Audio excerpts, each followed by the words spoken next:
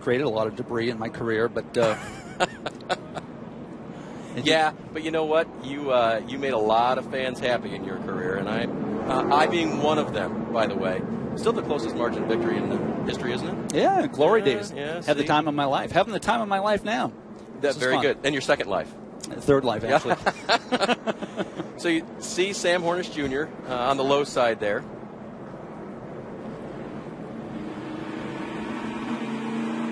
Take a look at where our mid-race leaders have fared by the end of the evening. You know, there's typically a window of 2/10 for a team. When they arrive at a racetrack, you can either get 2/10 better or 2/10 worse. But, you know, typically when you arrive, that's what your window is. This 54 team has come a long way. They didn't unload like they were in the spring. And I'm really impressed with how good a job they've done and the fact that Sam hasn't overreacted. I think it's set up here that we're going to have a great battle between he and Keselowski toward the end. And a good omen for him that the only driver who went on to become the leader or the winner of the race after leading the halfway point, Ricky Stenhouse Jr., he won 3 times. So that could be good news for Sam. Okay, let's talk about it. 116 out of 250 have been completed. So we're getting close to the halfway point. Sam Hornish Jr., leader. He's chosen the inside. We saw one leader earlier choose the outside. That didn't work out so well. Brad Keselowski to his outside. Second row, McDowell Bain. Third row, Smith and Ty Dillon. Fourth row, Dylan Kwasniewski now moving up. And the 9 of Chase Elliott. Green flag back out at Iowa. Second gear, third gear, high gear going into the corner. As long as you don't spin the tires, the inside lane should prevail.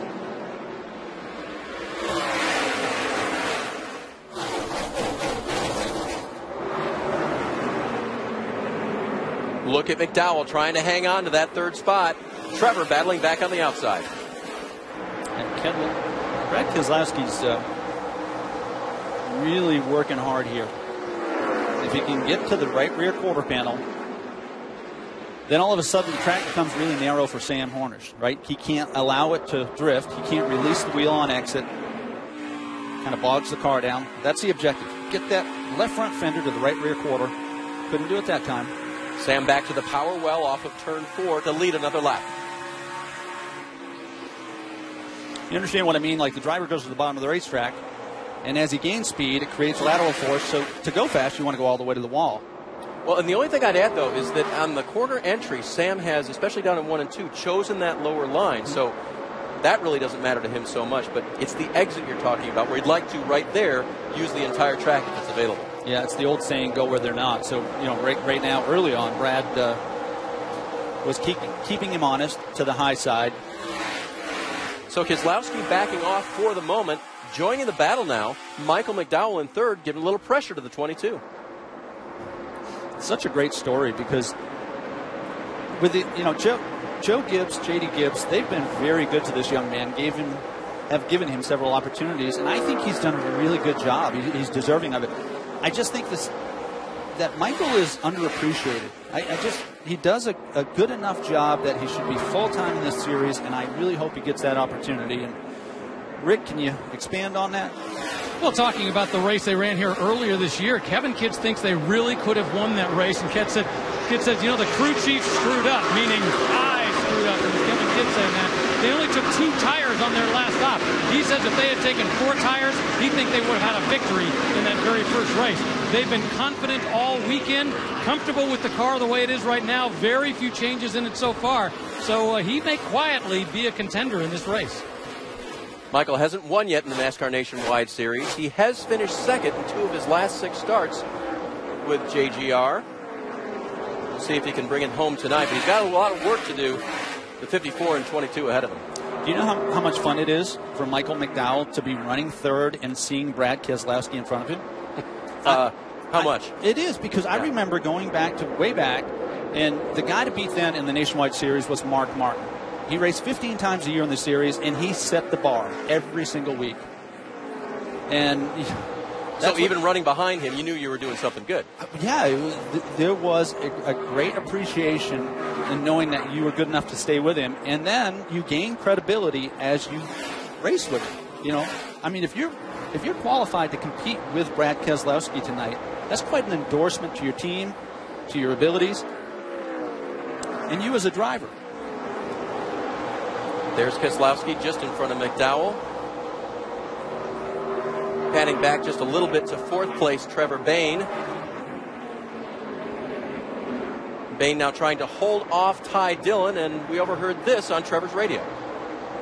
Dad, something's wrong in my rear end. Every time I brake, it's just shaking the head off. Well, I tell you, I don't like the sounds of that. I mean, that has the sort of the symptoms of a loose wheel. And when you use the brake and you start to load the right side tires as you get into the corner, it's evil. It's a nightmare for a driver, a vibration. So how can you tell when a loose wheel is one that you're just going to have to live with and be a pain in the neck? And how can you tell one that is going to give you further problems? You can't. Yeah. You can't. I mean, that's, again, there's a component of racing that's a gamble. And this is one of those moments where you say, how much can you stand? And the crew chief is in a terrible position because he doesn't want to leave a driver out there who thinks there's a mechanical issue or potentially a loose wheel. But you know if you pit under green, you lose 2 laps. So Bayne's not going to do it for now. He's going to hold where he is on track. 4th position for him. Back up front, Sam Hornish, just past the halfway mark here at the Iowa Speedway, has Brad Keselowski in his mirrors.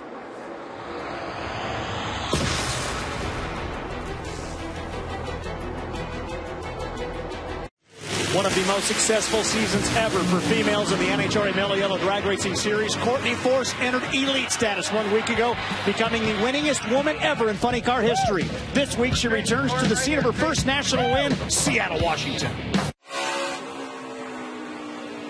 Tomorrow at noon on ESPN, make sure you tune in the NASCAR Sprint Cup Series at Pocono. And stick with us on ESPN2 tomorrow night for the NHRA O'Reilly Auto Parts Northwest Nationals Finals. And next Saturday, we'll head to Watkins Glen to show you the NASCAR Nationwide Series at the Glen, another road course for these guys. Saturday, 2 p.m. Eastern on ABC. Speaking of Pocono and the Cup boys, Brad Keselowski starts inside row 2, Ricky. Yes, he does. A couple of really good young drivers on the front row. Kyle Larson, Joey Logano. Brad's had a great year. He swept the weekend series twice. Maybe again this weekend. And they got that qualifying thing down, we're finding out about Team Penske. Yes, that's true. By the way, Landon Castle, who is running in the 10th position, 13th right now here tonight, he will start 32nd at Pocono tomorrow as well, our other double duty driver between the Sprint Cup Series and Nationwide this weekend. So the duty for Sam Hornish, hold off that 22. Keselowski looks like he's been looking a little bit during our commercial break, but still has made no headway on Sam. You just really never know with Brad Keselowski when he's emptying the tank and when he's showing you everything he has. Remember, we're lap 138. He might have an ace in the hole. Kwasniewski right now running in the 8th position, a top 10 run going for him. And Brian Scott running him down. Dillon, as we mentioned before, running that 42 when Kyle Larson is not available for the team. And he's doing a pretty good job right now, Ricky. Yes, Nationwide Series is well represented. I think it's such a healthy time for this series with young drivers. Kwasniewski is doing a great job. He stepped over the edge a handful of times this year. I was critical of it a few times because, you got to be careful. If you do that too often, you lose credibility with your competitors. But he's a tough kid. He's bounced back, and he's doing a great job. He's going for his 2nd top 10 of the year. Of course, his first was the 8th place finish after the pole at Daytona earlier this year. We're looking for Ty Dillon back up front, 5th position, being challenged by the 9 of Chase Elliott. Good battle going on right here. A couple of the young guys, and it's so fun to see these two go at it because I expect we're going to see a lot of this throughout the remainder of the year. Jim, you got some information for us on the 9? Yeah, absolutely. The 9 and the 3 putting on a good battle, as you guys said. Here's what Ty Dillon's been going through. Really, since the sun went down, that 3 car has woken up Ricky. They threw everything at this car earlier in the race when Ty was so loose he could barely drive it. Got it down to where they just made a little bit of a wedge adjustment on the last one. He's been running as fast times as the people in front of him. The problem is the car behind him is running just as fast, Fitz Welch.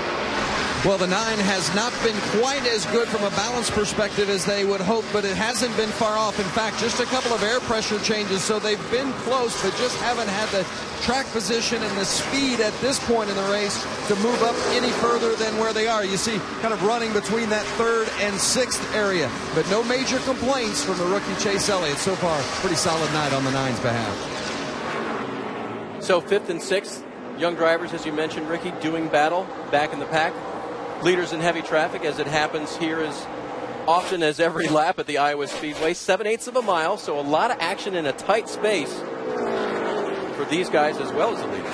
And we give so much attention to drivers because we're obviously, they dominate our attention. But the pit crew members right now, the emphasis is on a excellent pit stop because I'm watching lap times. The 3 and the 9 are worthy of leading the race, but they got to have a great stop.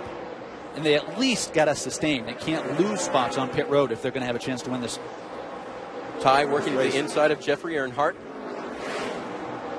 Earnhardt right now running in the 29th position. Well, you can see the bumps from the racetrack. You watch the attitude of these race cars. And, you know, the driver, as he's making laps all weekend, he's downloading all the information, all the nuances of the racetrack onto his hard drive. And he retains that. He has markers on the racetrack, his turn-in points, his braking points. You're fastest if you can get around these bumps, but sometimes you just got to go through them. And one of the keys here at Iowa is to go through turn 1 and 2 and have your wheel straight over the bump. If you have your wheel turned over the bump, that's a hard way of doing business. Try it sometime, right? At 150 miles an hour. No, I did. And it ended ugly. So Ty Dillon back in 5th. Here's the lead, and it has been in heavy traffic. They've been duking it out with the lap cars. Keselowski just looking for his opportunity with Hornish.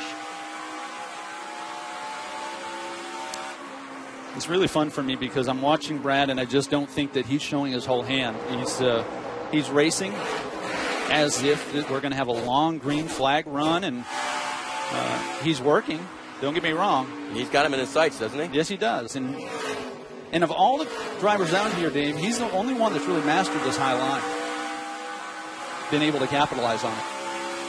All night long, Keselowski running, except when there's been a lapped car to block him. As you say, been running that high arc in and staying to the outside in those corners.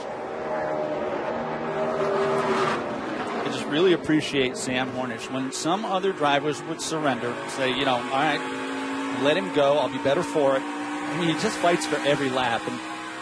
And I think an element of that is that he doesn't have a full-time job. And I think that Sam deserves a full-time job. I think he's second last year in the standings, for goodness sake. Well, and I figure if the normal driver of that car, the regular driver, is Kyle Busch, they'll set it up to be run hard every single lap. So Sam should be able to put that 54 to the test tonight. How about the pressure that goes along with stepping into that 54 car? I mean, Kyle Busch is Kyle Busch. And the most successful driver in the Nationwide Series. And I think Sam has represented this team very well. Well, 2 of Sam's 3 wins here were in part-time seasons, so let's see if the driver of the 54 can get it done here again tonight.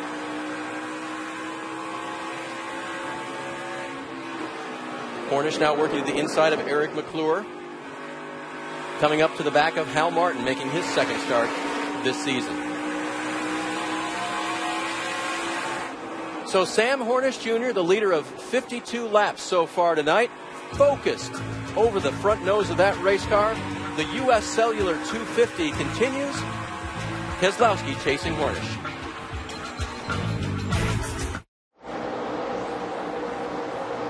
Sam Hornish continues to master the Iowa Speedway and the competition in that 54 car. Now having led 59 laps, Keselowski's led 61, so Sam's about to catch him on that point. He's going to go underneath Ryan Sieg and put him a lap down. When Sam won here in May, it was a day race. And he had that visor that shields the sun. Tonight, we get a really good look at those eyes, Ricky. It's priceless. So as he's going down the backstretch, he's looking for his marker, his turn-in point, where he wants to put that left front tire. He goes back to the accelerator, coming up off the corner. See the eyes go to the right? Just confirming that he's clear so he can